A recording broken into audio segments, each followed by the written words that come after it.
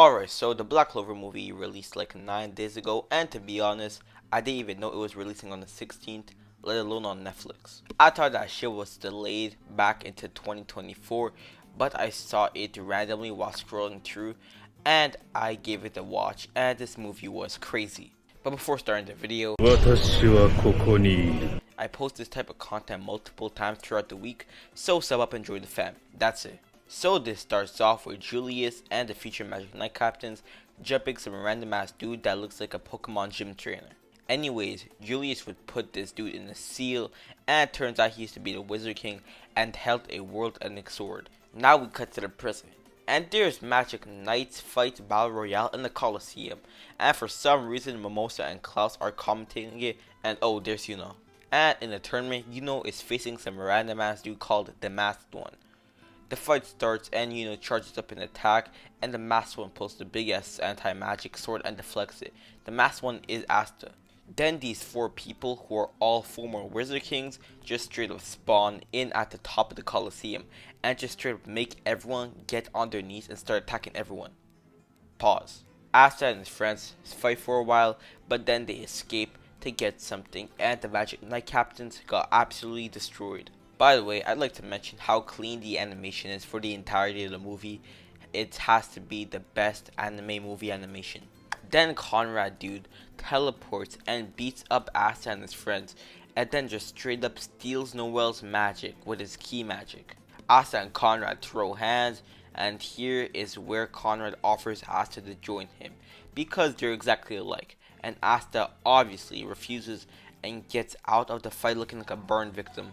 He'd be saved by his friends, who would go to the shittiest emergency shelter known to man.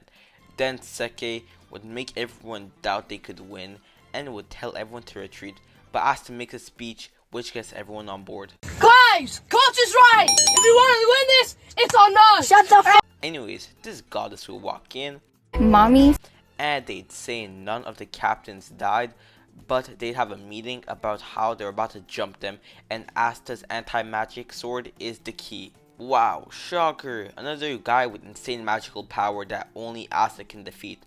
Totally not like any other BlackClover fights. The reason why is because of Conrad's ability to suck in balls or magic with his magic keys. I don't know, I was strong during that part. They were using the Magic Knight captains to basically take their power and charge up. Anyways, everyone would go to the Black Boat hideout, and Henry would become a Super Saiyan, and they'd fly in a fighter jet and pop up to stop Conrad from killing everyone. I think it's an appropriate time to talk about Conrad's goal. Basically, he wants a judgmental free world. So in order to do so, he's killing everybody. And I find that kind of stupid, because how are they going to reproduce without anyone unless they're planning all to breed with Princia, which I would volunteer for. But like, I don't understand what this guy's trying to do. Like, does he not realize over the course of time society will just be like that all over again?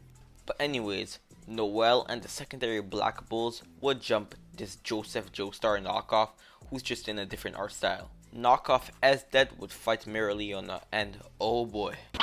Something inside. Yami, Forgolian, and Nozel would fight this guy. And finally, for some reason, they let Asta 1v1 the strongest guy.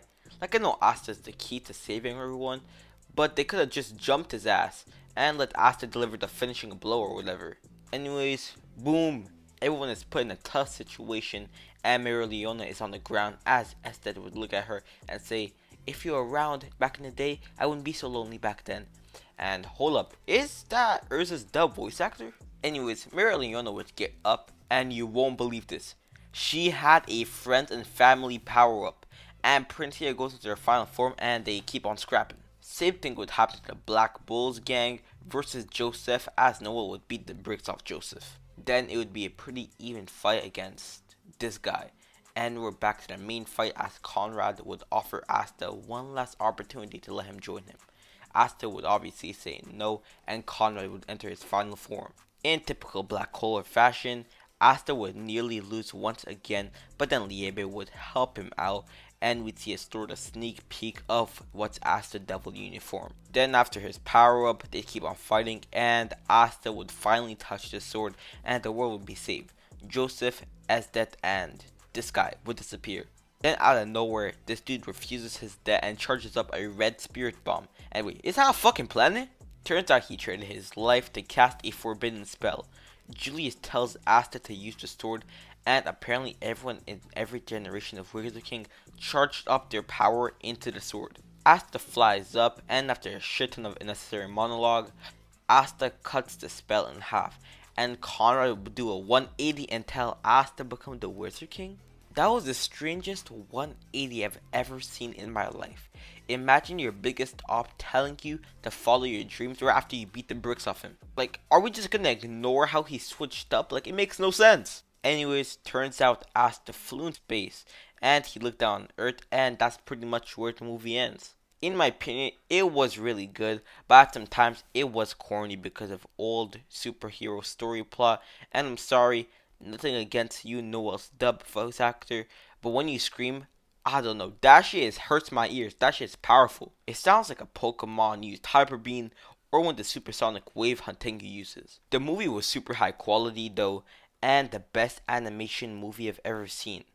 I'd say it's better animation than Mugen Train. In general, I'd give it a 8.7 out of 10, and it was very clean and a well done movie. But for those who think it's better than Across the Spider-Verse, it's not. Anyways, that's all I have to say. Yob yob, that's it for me. Guys, coach is right. If you want to win this, it's on us. Shut the fuck